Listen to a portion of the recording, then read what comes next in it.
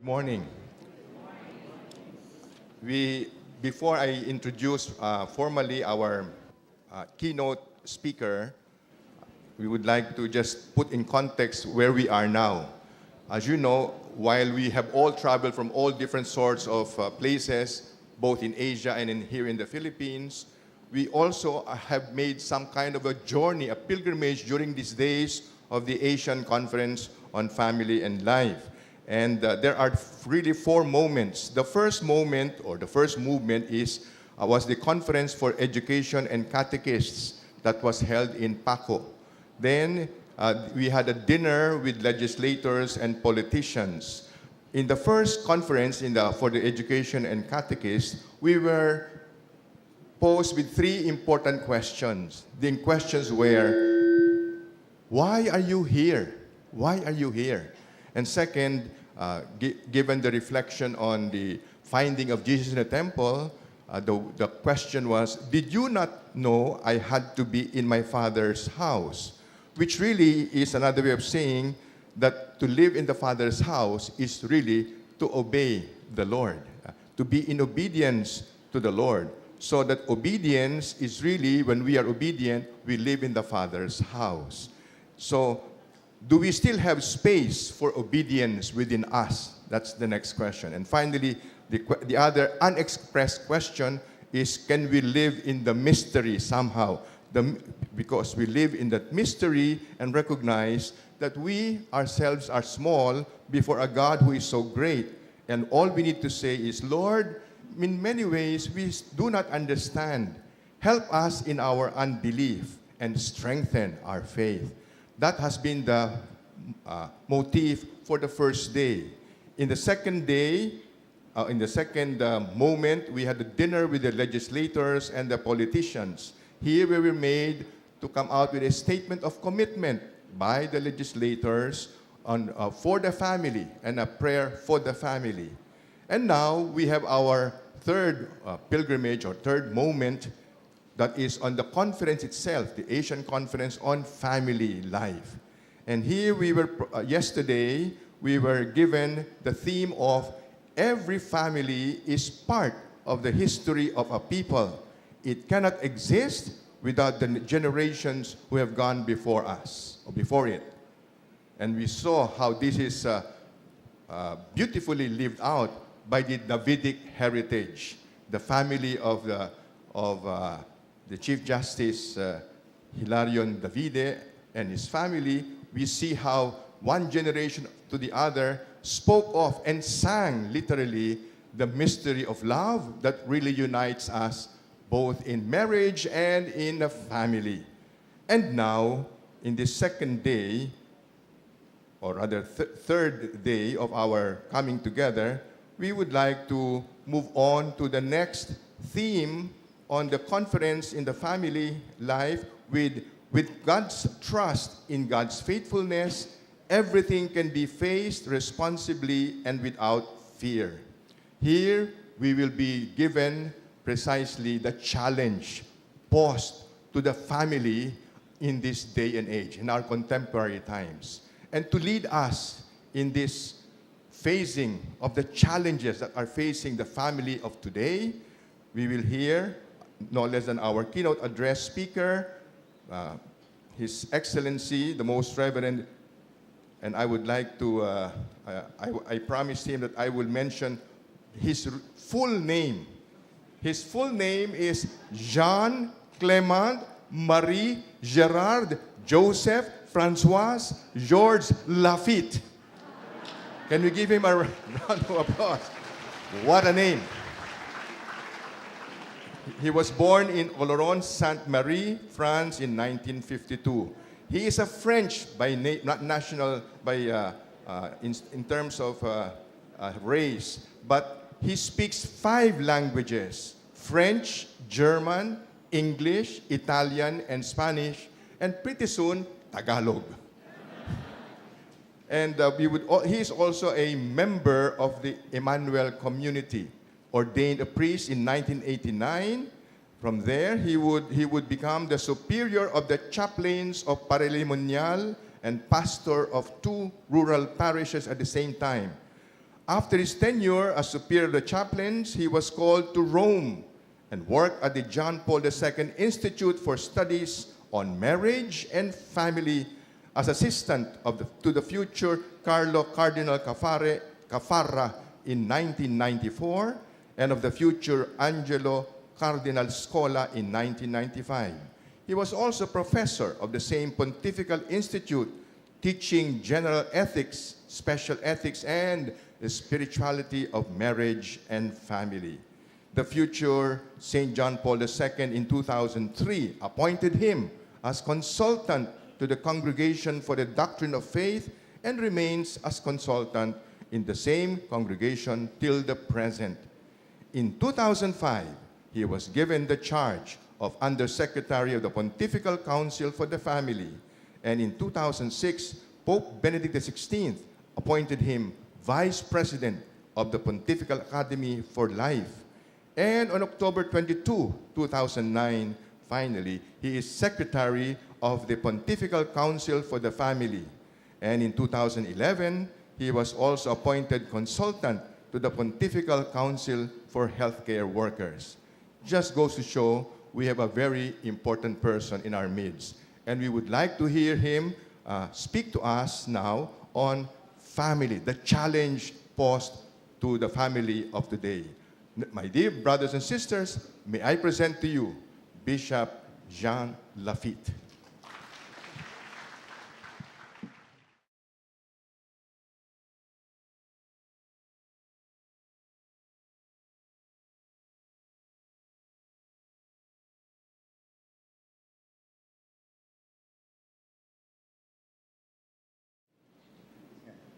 Good morning.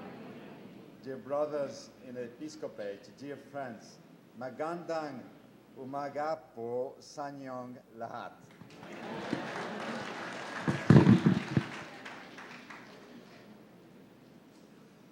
Perhaps 50 years ago, a bishop's pastoral activity, intervention in family matters might have seemed an ordinary, trivial, optional among the many conferences that we are invited to hear or to give.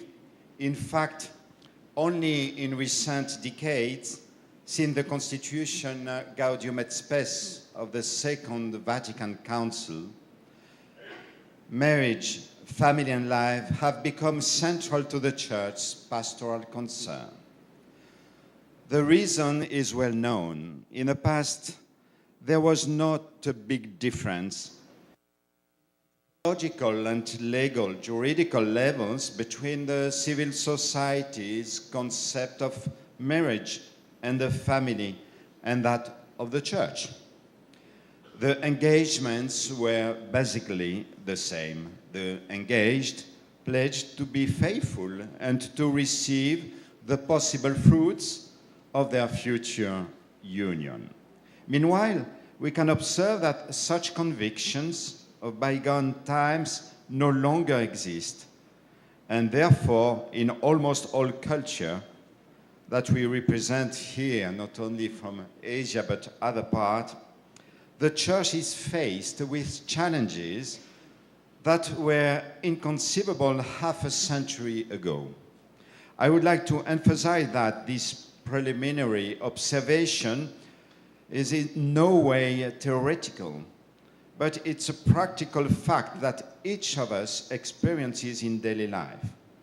We all know, whether in our family or in the families of friends, people who live the reality of marriage and family in the midst of trials and fragility due, among others, to a certain harmful cultural context. I'm convinced that there is no bishop here, my friend, my brother bishop, who does not bear in his heart, as a man and as a pastor, the family dramas that call for his concern and compassion. Two events set more dramatically before my eyes the issue that concerns us.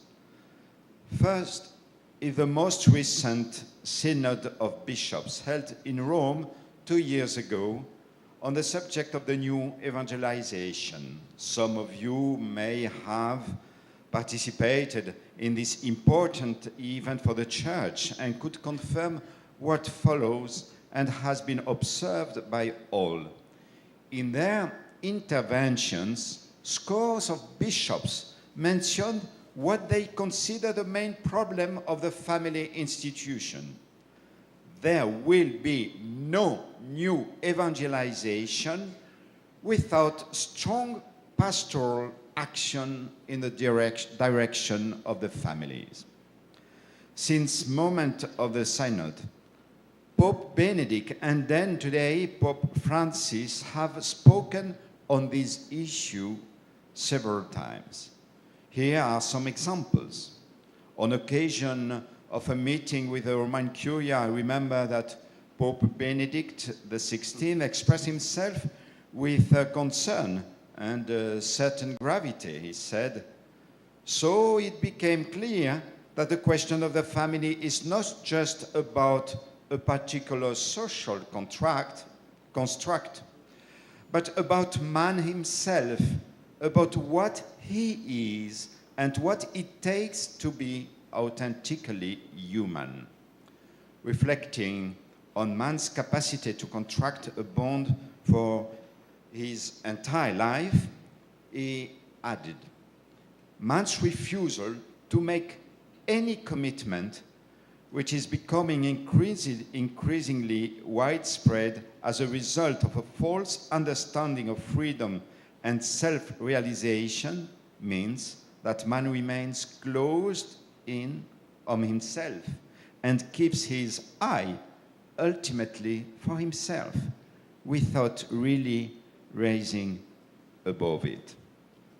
When such a commitment is repudiated, he concludes the key figures of human existence likewise vanish. Father, mother, child, essential elements of the experience of being human are lost. Another example is found in the final message given by the Holy Father in conclusion to this 13th General Assembly of the Synod.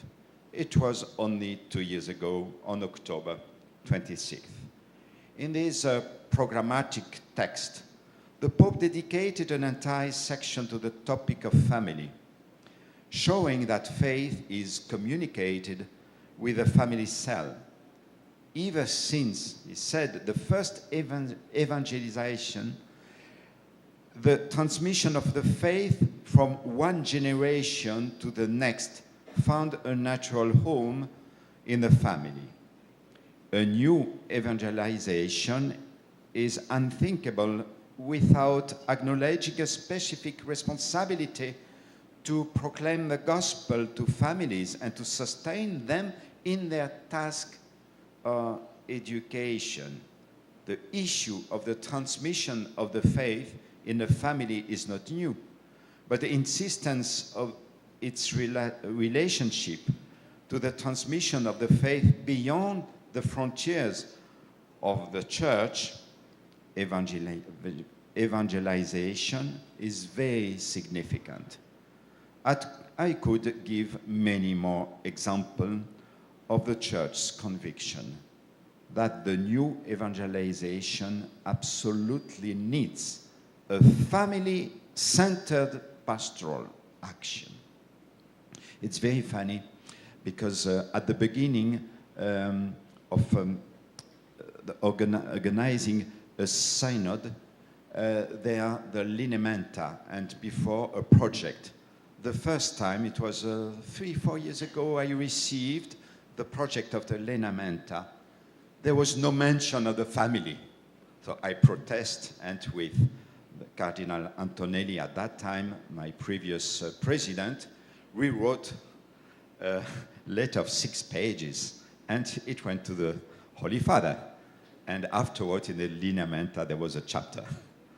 But it's only to tell you that not many people are aware of this necessity to put a family as a central topic, central matter in a pastoral in view of the new evangelization.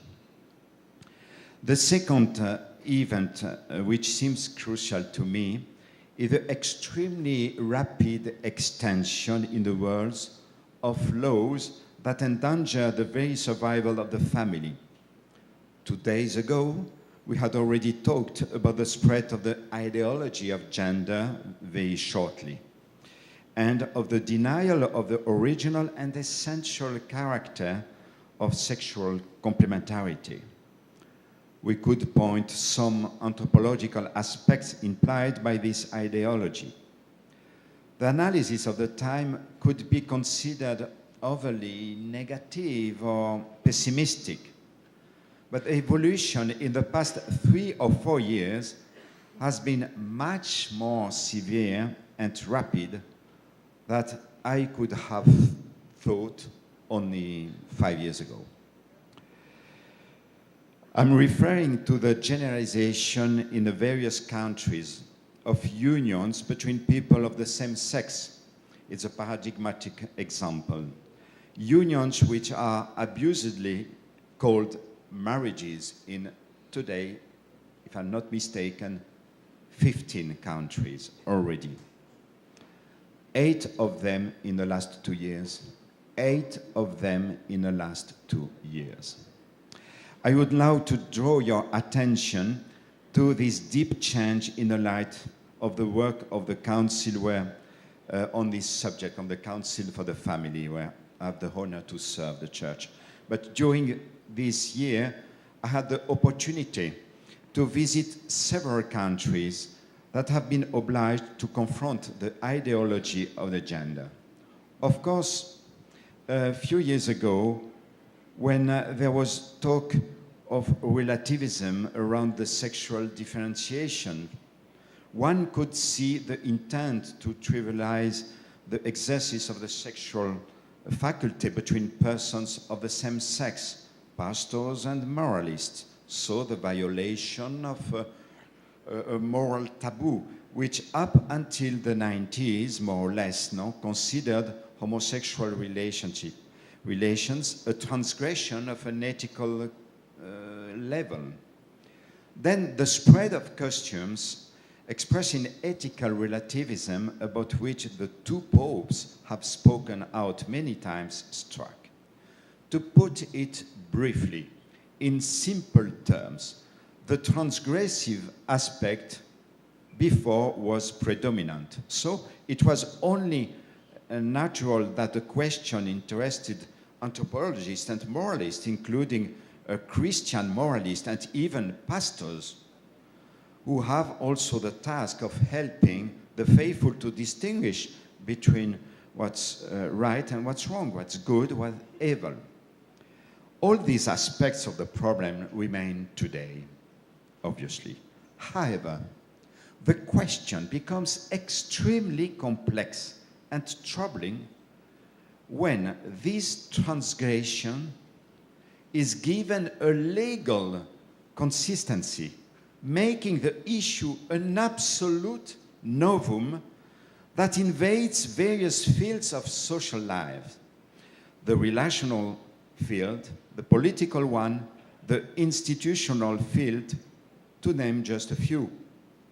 The accelerated nature of this innovation, giving homosexual unions legal recognition, leads us to ask if there is a deliberate intention to transverse cultures and finally to impose a new morality and a new organization of life in society. My choice to talk about this topic today as an example is illustrative. I prefer to speak with you this problem before you have to face it in the law. Because now when I go to other countries, as law has been voted, the arguments that be raised is the following. The law represents the will of people. Now it's finished, it's over. Please, we have to go to another thing. So it's better to speak before than afterwards, believe me. I have had 2 opportunities recently to go to Argentina. I take an example very far away from here. And also a country which is dear to us, as our dear Pope belongs to. The first time I was able to meet several parliament members who pointed out to me that for the first time the government has made use of a legal argument that seemed impossible for them to contradict. So they said the argument of equality to justify the initiative of a totally revolutionary law in South America, a law aimed at establishing a marriage of persons of the same sex. And the expression used by the government, it was the government of the Prime Minister, the President, Cristina Kirchner, widow of the former Nestor Kirchner, President of Argentina. But anyway, the expression used was el matrimonio egalitario. That is the egalitarian marriage. The egalitarian marriage. These parliament members perfectly understood that the principle of equality is almost infallible. Insofar, it provides a legal basis permitting to marginalize the opposition to such a law. Who is against equality? No? After this first trip, I missed no opportunity to explain to various bishops, particularly in my country, and of other countries, obviously, as well as to marital and family associations visiting Rome, that in a few months, after a few months, the topic of equality would have been used in several European countries to start with. And I remember that during a visit of a group of couples to the council, we imagined, as a moment of not a joke, because it's not very funny in fact, but as in a discussion, in conversation, we imagined how the concept of matrimonio egualitario would be translated into other languages, especially in the language of my country, that is in the French language. Because I thought, and I said to them, I cannot imagine a campaign in my country with such an ugly expression, no? Mariage égalitaire. That's very, it doesn't sound very, very good, no? So, I must admit that I didn't think at that time of the expression that in a few weeks has become a real slogan and even an international one. Mariage pour tous, I translate, marriage for all. Marriage for all. Certainly an even more attractive expression than the Spanish one. As you know, this bill was then voted in the parliament in my country and in other countries, despite the huge demonstration, for instance, 1.5 million people, family and Christian association in Paris last year. It was February, March last year. So I do not want to focus on what is happening in my country or another country. It's not a problem. However, I insist that the government's determination to impose this marriage for all has something totally irrational, because the number of people interested is less than 0.20% of the population. And if you calculate well, it means less than 1 person out of 500. I don't know how many we are, but can you imagine that only for 1 person here in this assembly and assembly of our friends who are listening also to these talks during the Congress in the other room. So can you imagine only 1 person, and because of that, or the pretext, we promote a law that will change the perception, the conception that everybody of us has of the term of a family. It's unbelievable. Would you imagine such a thing? 1 person out, less than 1 out of 500. That is totally false. Totally, it's not juridically acceptable in whatever democracy. It's the opposite of a democracy. So, I had other opportunity to go to Argentina, and I made another visit 15 months ago, just before the new Pope was elected. In the city of San Luis was a meeting with 3,000 people, couples and families. It was organized, and in exchanges with scores of them, I stayed 4 days with them, as we are doing now together, exactly the same principle, no? To live with people. Then I could measure that the law had not only divided the citizens, but also greatly weakened the unity within the families themselves. Everyone said that it has become impossible to talk about this issue in the family, as the children in boarding school or high school or the universities were subjected to relentless propaganda. I have to say that in less than 2 years, I no longer recognized this country that I had visited at least 5 times. Not to mention the economic situation and the measures like exchange control, no access to foreign books, blocking of imported articles in the port, in the haven, no, in the harbor of La Plata, and so on. But except from that, I saw a totally torn social fabric. If you have the chance to go to the capital, to Buenos Aires, you will be greeted from the airport till the center of the town by a huge billboard with the inscription, Argentina, an egalitarian country. The huge, no? 20 meters on 10, no? Or another thing, Argentina, an inclusive country.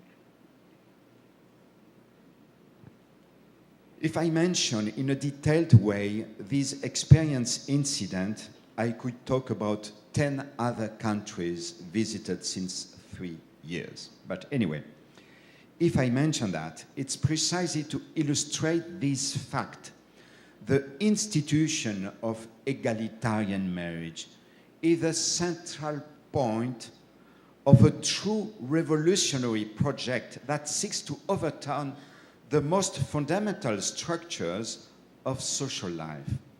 In respect of the same project in my country, I can only quote the lady who was minister, still is, Minister of Justice, who stated that the so-called mariage pour tous, egalitarian marriage, was designed as a true change of civilization.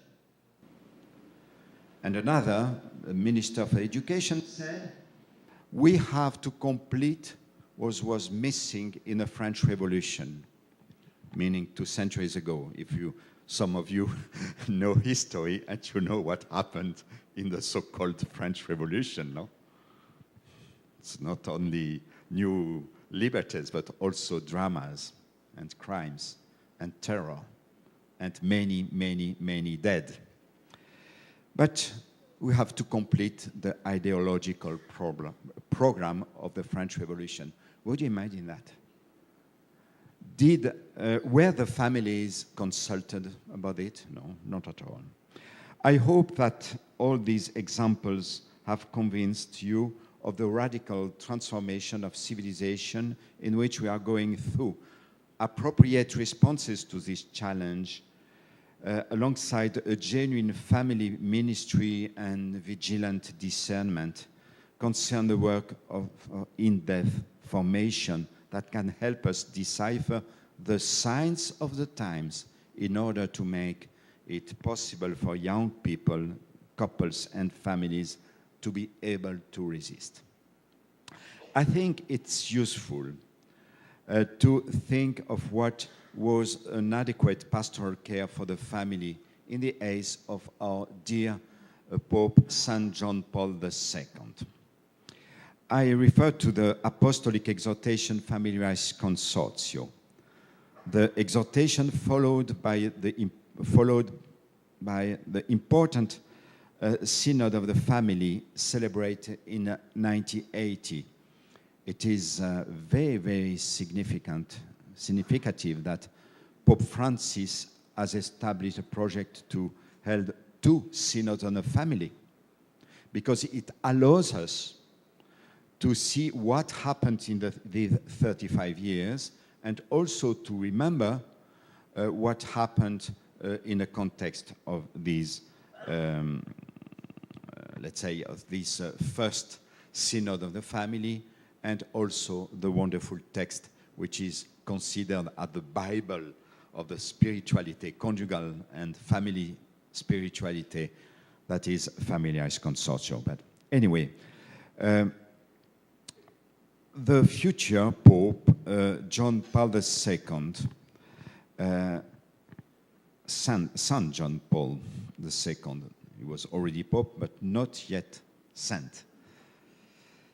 Maybe he became saint because of this fight and these difficulties too. He defined the broad lines of all the church pastoral activity for the next 3 or 4 decades. And these were the first ecclesiastical text, if I'm not mistaken, entirely dedicated to the family institution, since Pius XI, Casti Connubii in 1930. A few months, I would like to say only one word on the context of this time, because in a few months before the publication on May the 13th, and I had the opportunity to say that to people, to the educator 2 days ago, as we all know well, the Pope was a victim of Ali Aqsa assassination attempt. And during that day, the Pope was to announce, to make publish the creation of the Pontifical Council for the Family, together with other things like the John Paul Institute for Study on Marriage and Family. I don't insist on this because those among you who were present have already heard this small story. Anyway, if I am quoting this creation of the John Paul Institute is also an occasion for me to remember that some students, at least 5, are present here that studied at the John Paul Institute in Rome, some of them under my guidance, and it's very moving for me to see the faithfulness of God first, and of them then, in developing and transmitting everything they have received. Only one example, one Philippine example, in Bacolod City, you have an associated institute that I visited 11 years ago and led by a former student. Anyway, it's only to mention the fecundity, the fruitfulness of the thought of John Paul II.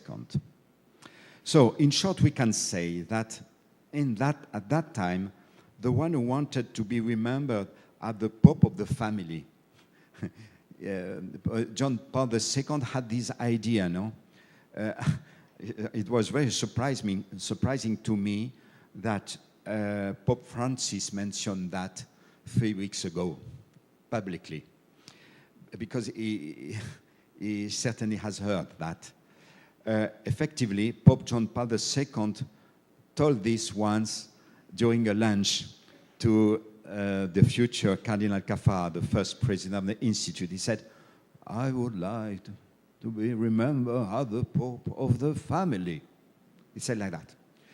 And of course, can you imagine? Then we have kept preciously in our heart this sentence, which now worldwide known. It's funny. But anyway,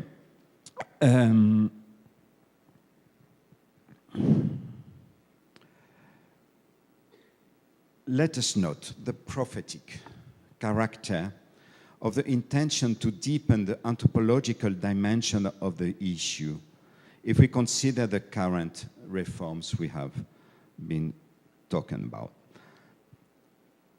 The person principally responsible in a diocese for the pastoral care for the family is certainly the bishop. We are aware of that.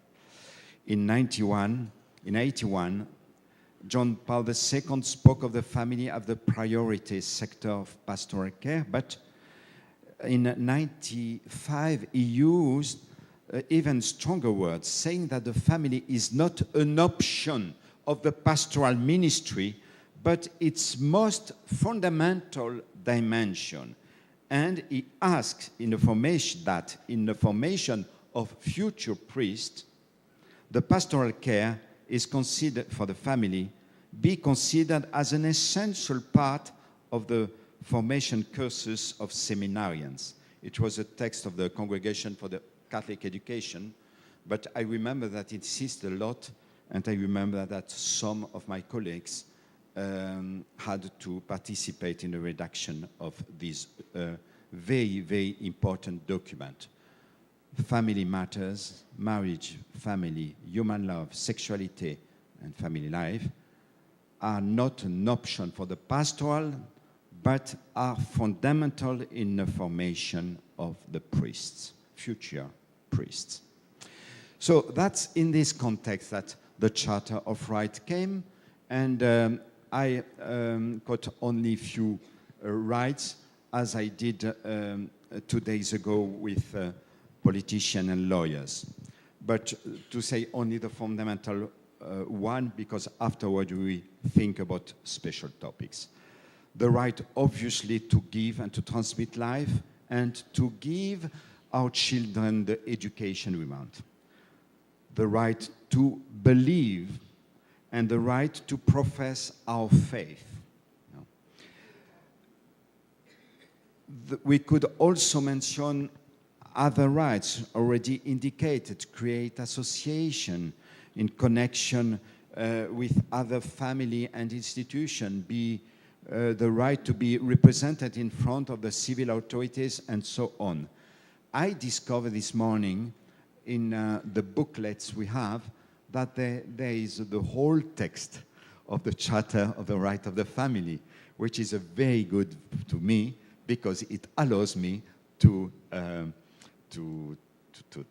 ask you later to read the text, and it allows me also to develop a special thing and not to reassume the text you have anyway in hand.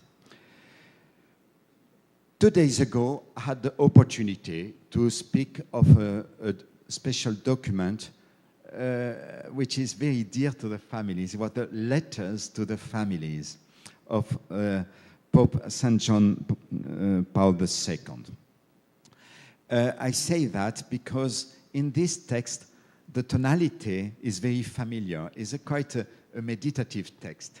And if I quoted this text, I don't want to repeat what I've said, but it's because I was extraordinarily happy with the expression excuse my brother Bishop that I said that already 2 days ago, but it's the expression genealogy of the person. The family is the genealogy of the person, where the person lives the past, present, and kind project his future. No? And thinking of that and not wanting to repeat what I had already said, I thought that you would be happy to hear what, in an English translation, what French philosopher Gabriel Marcel, which is very, very well known in those who know philosophy and personalist philosophy, he dedicates many books to the problem of life existential, but on a Christian way. And he talked about the same thing, till to such an extent that one of my regrets is not have been able to ask the question to John Paul II if, while writing the genealogy of the person, he had not in mind what Gabriel Marcel had written in Homo Viator in his book. Anyway, I read you these lines and you will see how poetic, philosophical, and deep it is. The 5 students here know that because every year I repeat that. I can't help. So, listen, it's not extremely easy but beautiful. Under the abstract words of paternity and sonship, I have gradually come to guess at occult and forbidden realities which make my soul dizzy. They attract me, but because they attract me, and because I think I should commit a sacrilege if I gave in to this attraction, I turn away from them. At the very least, I come to believe that, far from being endowed with an absolute existence of my own, I am, without having originally wished or suspected it, I incarnate the reply to the reciprocal appeal which 2 beings flung to each other in the unknown, and which, without suspecting it, they flung beyond themselves to an incomprehensible power whose only expression is the bestowal of life.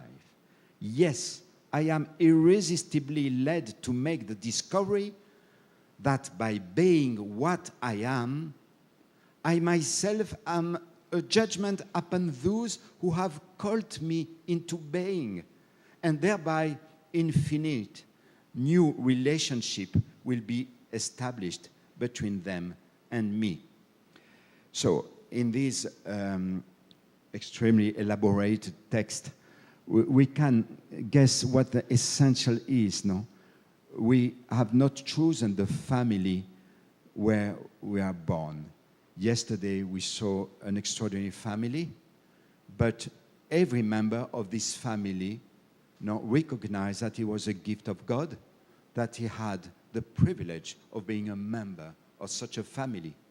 Not only, but the youngest one, the young man of the 3rd generation, if I understood well, could refer to what he had received from the father and from the grandfather.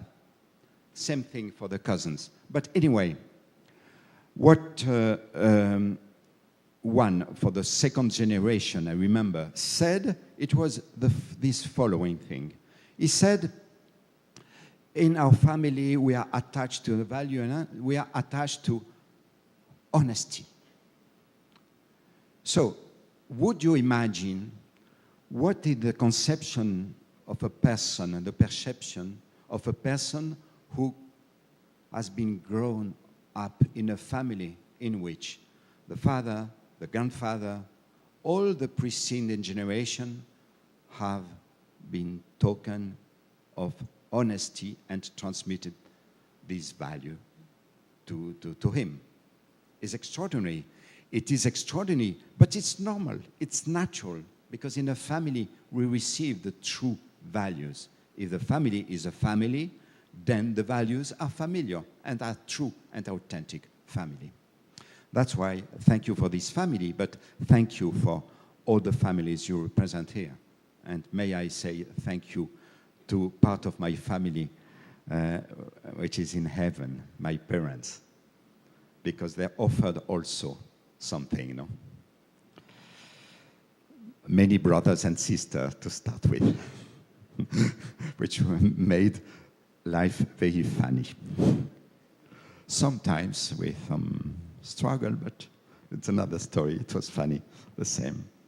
So, as we see, the rights of the family are closely related to human rights. If the family is truly a communion of persons, its fulfillment depends mainly on the rights of the individuals who compose it. In this setting allotted to us, we mention that the rights that directly concern the family institution, for example, the right of parents to transmit life and educate their children responsibly. There are also rights that concern the family cell indirectly. Among these are the right to work, and by derivation, the right to property. The family, 2 days ago, there was a question of housing for poor people. No? The right to have a property is the right to grow and to offer a house for his beloved one, his own children. Marcel, as we mentioned, willingly used the term mystery of the family. The word mystery evokes precisely what legislation cannot understand, while we know with certainty that it exists. The family is a communion of persons. You know the difference of a mystery and a problem. Quite often people say, oh, the family is a big problem. I say, no, family is not a problem. Family is a mystery. There is a huge difference. A problem can be solved, like in mathematics. You know? You have parameters, you have elements, you have a problem, a question, it's difficult, but at the end, you can deconstruct everything, reconstruct, and you have found the solution. The problem is solved. You never solve a problem of a family, because a family is a mystery. What is a mystery? It's something which is linked with the deep truth of the person. Exactly for us, the family means many things for everybody of us. Our original family, and also the family that, the project that the youngest of us have to build a family. You know? It's a mystery because it's always changing, growing, bringing new values, deepening, and spreading out solidarity and love. It's not a problem, it's a mystery. The family, since it is a society in its original right, has the right freely to live its own domestic religion under the guidance of parents. That was a declaration of Dignitatis Humanae in a Council Vatican II. No? Parents, moreover, have the right to determine, in accordance with their own religious beliefs, the kind of religious education that their children are to receive. Government, in consequence, must acknowledge the right of parents to make a genuinely free choice of schools or other means of education, and the use of this freedom of choice is not to be made a reason for imposing unjust burdens on parents whether directly or indirectly. The Church so, as always, claimed that certain rights should be attributed to those who bear the responsibility of a family, that is, the parents, such as deciding how many children to receive and raise. Let's remember to Paul VI, the Pope of the Council, who wrote a wonderful text, Populorum Progressio, and he said that, no, the personal responsibility of the parents. The teaching of John Paul II in general, and all the other recent successors of Peter, no, and the Charter of the Right of the Family in particular, does not just present the idea that a family, like the nation, a nation for that matter, no, is a subject of a natural law, and to submit them to international organization for recognition in the system of international law. It means the family is something personal and kept by the parents, by the persons. Finally, let us recall the often misunderstood article of the Declaration of Human Rights approved by the General Assembly of the United Nations when they say the family is a natural and fundamental group unit of society and is entitled to protection by society and the state. I leave it to the legal experts among you to establish if there are any contradiction between the statement in which the state is mentioned and the freedom that the state is taking in some countries today when it arbitrarily decides to introduce a fundamental change in the definition of family. Thus, the family is entitled to expect recognition for the state and for the international community. It is important that its social subjectivity, which is linked to the very identity of marriage and the family, be recognized. The family is a sovereign society, although many elements determine its livelihood. The state must avoid both indifference vis-à-vis the institution and what is in familiaris consortio called an intolerable usurpation. Intolerable usurpation. Only the respect for the principle of subsidiarity permits harmonizing the articulation, family and state. This principle implies that the public authority should not deprive the family of the duties and tasks it alone can perform properly.